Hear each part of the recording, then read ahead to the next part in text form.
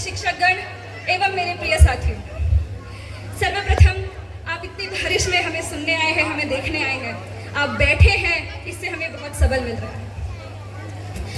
पहले का नृत्य आप सबने देखा,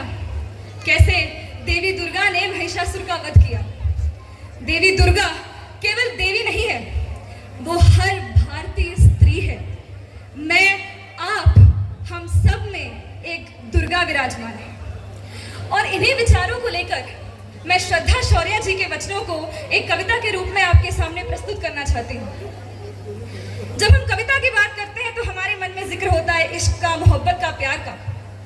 पर वीर रस की कविताएं अक्सर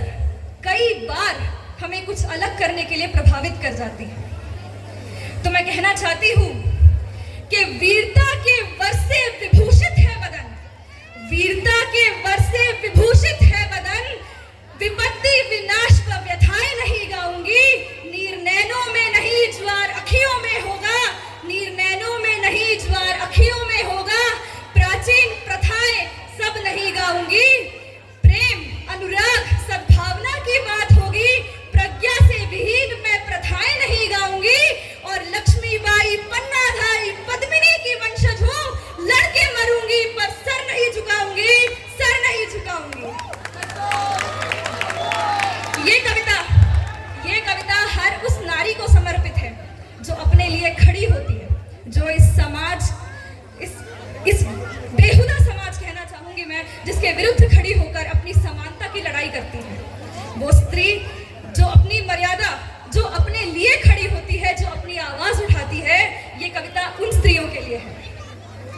कि हे विरहनी व्यर्थ के आलाप गाना छोड़ दे,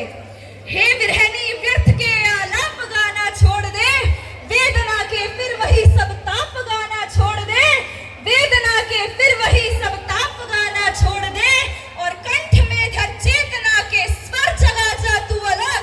और कंठ में धर चेतना के स्वर जगा जा तू अलग, अरे वरदान गा स्मरांगिणी, अभिशाप गाना छोड़ दे, अभिशाप गाना छोड़ दे। हम इस समाज की जब बात करते हैं तो अक्सर कहते हैं कि जो चूड़ियां हैं वो दुर्बलता की निशानी है। तो इन्हीं चूड़ियों पे श्रद्धा शौर्य जी कहती हैं कि उन्हें चूड़ियां क्या दिखाई देती हैं, कि कलियों से कोमल हाथों का आधार दिखाई देती हैं, कि कलियों से कोमल हाथों का आधार दिखाई देती है, या तलवारों के बीच नाचती धार दिखाई देती है, रणचंडी का रणभेदी वह वार दिखाई देती है, और या जग जननी जगदम्बा का वो रूप दिखाई देती है। तुमको चाहे निर्बल का श्रृंगार दिखाई देती हो,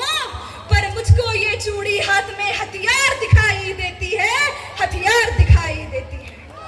और यहाँ उपस्थित अपनी वाणी को विराम देते हुए सभी स्त्रियों को कहना चाहूंगी